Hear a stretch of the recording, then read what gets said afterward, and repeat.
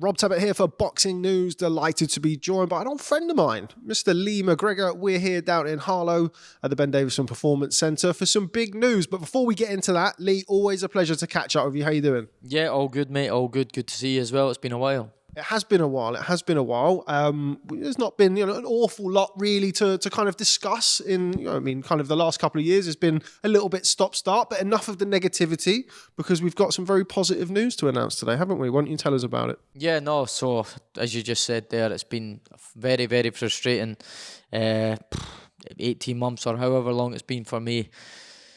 Many problems, inactivity. Just been a total nightmare, to be honest. But no, finally, my team, family, everyone said you keep grinding through it. The good times are coming back. Like, there is light at the end of the tunnel, and finally there is. I've signed a new deal with Wasserman. First one being homecoming back in Scotland, July 21st. What I deserve, what I need, get back out there, in a big fight, straight into a big fight, and just on course to win more titles at a new weight. That's the plan. You mentioned there about the new weight. Let's jump straight in on that because, you're making bantamweight for a long time. You're a big old boy. I dare say that you're slightly above the super bantamweight limit right now, but that's going to be where you're campaigning moving forward for titles. Yeah, that's the plan. Of course, it's going to be like I probably held out too long at bantamweight, and that was maybe affected me towards the back end last year and everything like that. But new chapter, live and learn, new experience. I've got plenty of time to prepare for this one. I've got 10 weeks. So I'm going to put everything into it. I'm literally going to put my heart and soul into this training, leave no stone unturned. I never do anyway when it comes to training, but just make sure I do every single thing right. And like I said, challenge for more titles. And now I want to be win more belts at super bantamweight. That is the plan. But again, it's one of them. Like you just said, my frame, my size. I feel like I'm getting bigger all the time. So we're just going to play it by ear. If an opportunity maybe comes at featherweight, then I wouldn't hesitate to take that either. So the future's looking bright, and activity is key for me. I need to get back active, and that's the plan. I'm going to have 3 fights before the year's out. First one being July, so it's exciting times. I always think about it. I think the last time I came into the gym, we were kind of having our little catch up as we do, and I asked how old you are. When you told me, because in my head, you're still, little Lee McGregor straight out of the amateurs. Obviously, go back a few years now, but you're not, you're not old, of course, but you're not 20, 21 anymore. How important is it now that you've got this deal with Wasserman that you can get nice and busy and you can get, fulfilling the promise that you showed in the early stages of your career? Yeah, no, it's massive, and you say that it's like. Feel like I've been around the pro boxing scene for a long time. Obviously, I turned pro at an early age, was fast-tracked very quickly, was in the spotlight very early on in my career. Quite not very many fighters, prospects do it as quick as what I did, and I was kind of one of them. I was so successful so early on, and then everyone kept expecting step-ups and everything like that, but not forgetting the age I was at and the experience that I'd, again, that wasn't much. I've learned a hell of a lot through this inactivity, a lot new experience, good and bad. But yeah, now like you said, I'm 26 now. I've got a family. Everything was looking so good. Ideally, I would have liked to have been sitting here as a world champion by now. That was all roads to that. We're not far away at all. I accepted a final eliminator with Jason Maloney to challenge for the world title. I accepted everything on my terms. Obviously, the Cash Farouk rematch fell through. Just been so unlucky and so unfortunate with my career. But my time is coming. I've grinded through it all. I've stayed patient. Not many fighters, I'm telling the truth, wouldn't have been able to put up with what I've put up with, not just in my boxing career, my family life as well. It's no secret to anyone, so I'm not going to go on about that. But listen, I've got some willpower, my mental toughness. You can't teach that, and it's the same. I've got that same mindset, same mentality when I'm in the ring, and that's why the fans love to see me in the ring, because I'm exciting. I like to come and have a fight, and I'm excited to bring them big nights back for the fans. Kind of what I was going to talk about next really is sort of what you've learned about yourself. I mean, you've mentioned there you're not 21 anymore, you're 26, you've got a family, you're maturing into a man rather than, a young man or kind of an early stage of a boxer. What have you learned about yourself? How do you feel you've developed as a person?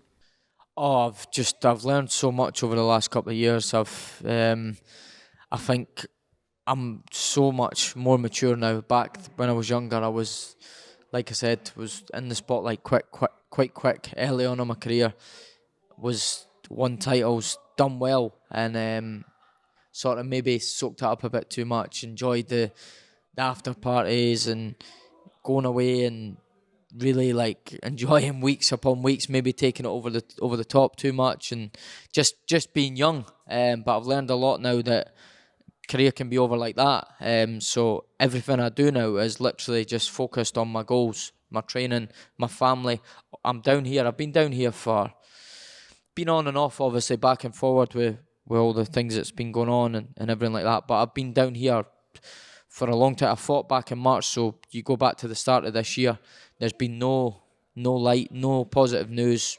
I was down in the dumps a bit, but I just kept grinding, and I said my time will come, my time will come. I've now finally got dates, new contracts, everything's looking good, and it's going to pay off, and that's what I do. I'm down here, and then I'll go home the odd weekend, and for every moment I'm home, I'll spend it with my daughter and my partner, and then I'm straight back down here. I don't see many of my friends anymore. I've drifted from so many people, but I can accept that. Like I'm a big man now, like you said, and I've got my own responsibilities and my own family, and that's all I'm bothered about, and that's all I care about. And this is why I do what I do, because I'm not going to lie to you. If I didn't have my family, I don't know if I would have been able to get through these tough times that I've gotten through.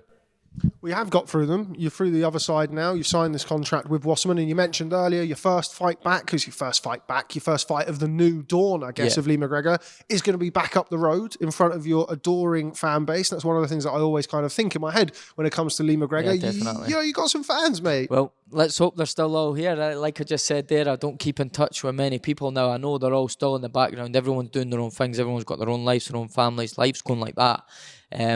But I'm sure, like you just said there, when I get in the ring, when I'm back home in Scotland, my homecoming fights, they get behind me, and I've got some fan base, and I'm so excited to finally bring that back. I've always been getting the odd message, and whenever I see anybody, it's, when's the big night's coming back? When's the big night's coming back? And I feel like I've been not letting people down, but I feel like people have started to think that I'm just telling them a load of crap. Like I've been saying it's coming, and weeks upon weeks, nothing happening. But I have to say, obviously, a big thank you to my family, my team, my sponsors, everybody who has stuck by me.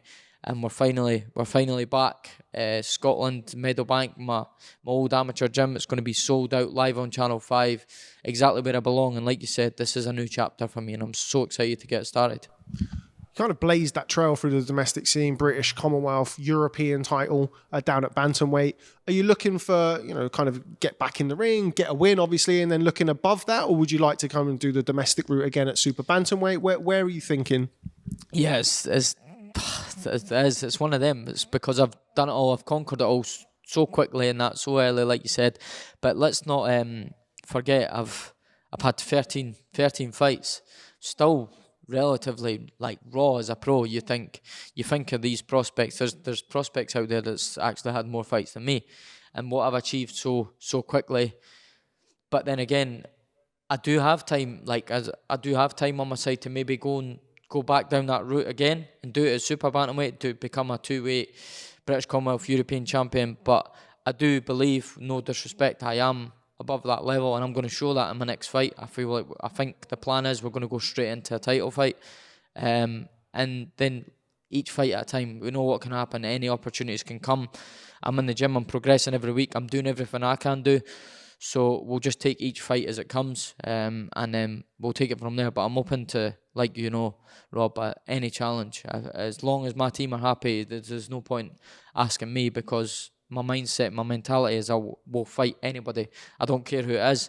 It might be a bad mindset. It might be a bad idea. You could get myself hurt going in deep waters too quickly. But I've done that my whole career, sink or swim, and I've swam so far, and I want to keep doing that. I want to keep challenging myself. Even as an amateur, I was away World Amateur Youth Championships after like 10, 11 fights and that, and then won my first pro title, my 4th fight, Commonwealth in my 5th, British and Commonwealth in 8, and then British Commonwealth European in 10. So I don't need to talk to prove that I'm willing to fight anyone. My actions prove that, and same goes. roll on this year, and we'll see what happens. Now, away from yourself, there's not been too many times since you turned pro, at least, that you've not been in the gym with Josh Taylor. Obviously, you were up at Steel City for a little while, and then you kind of you rejoined each other down here with Ben Davison's gym. He's now up in Liverpool with Joe Mack and the guys up there. First question: I know you and Josh are very close and have been very close for a number of years. You're still in contact with him. You're still speaking to him regularly. Yeah, no, I'm still in. Like you said, my whole career I've been by Josh's side. It's funny, I was going through my phone and the memories, and one of the memories was on a video, and it was we were in the hotel in Wandsworth when we were training down there, and it was the story. It was 12:30 midnight, and I've got a video of Josh and his boxers in the hotel room shadow boxing. Just sums him up.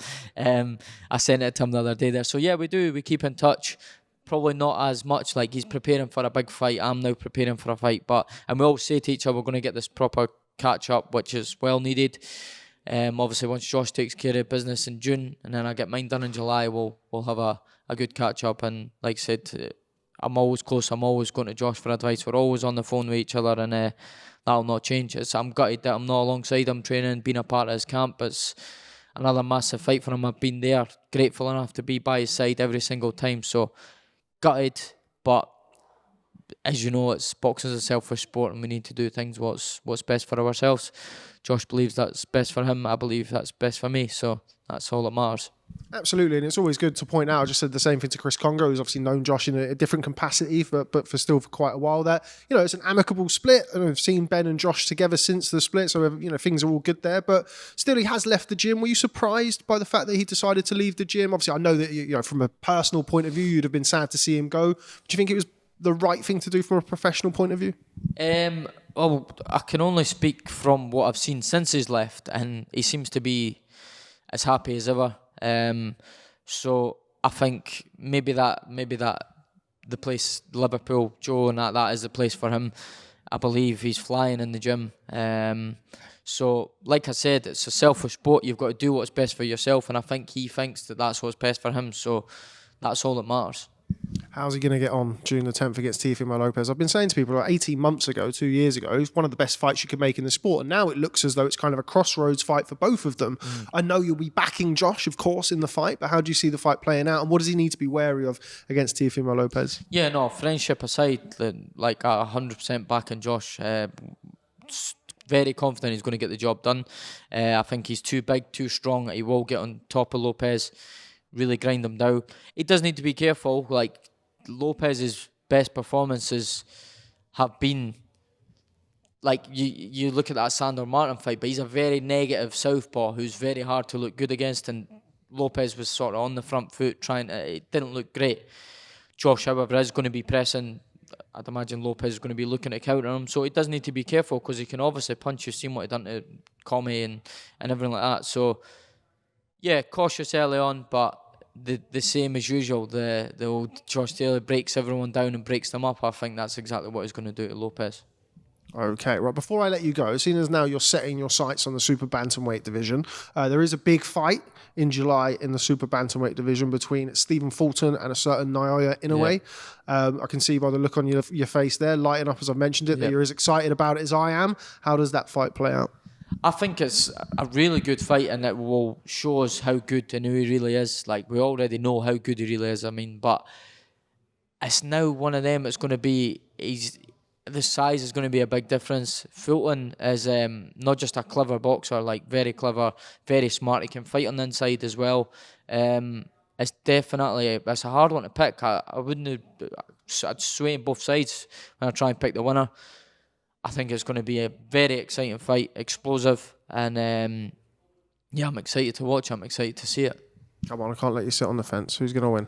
If I had to pick, I'd go with Inoue, but not confidently, because Fulton's a good fighter, very smart, big, strong, but just the explosiveness is scary from Inoue. Whether he can bring this up to the weight, we'll soon see, but I can't back against him, to be honest. Okay. Well, Lee McGregor, always a pleasure catching up with you, and it's great to hear that you have this very exciting news. So thanks very much for speaking to Boxing News, and we look forward to you being back in the ring, hopefully 3 times this year. Thanks very much. That's the plan, mate. Nice one, Rob. Cheers.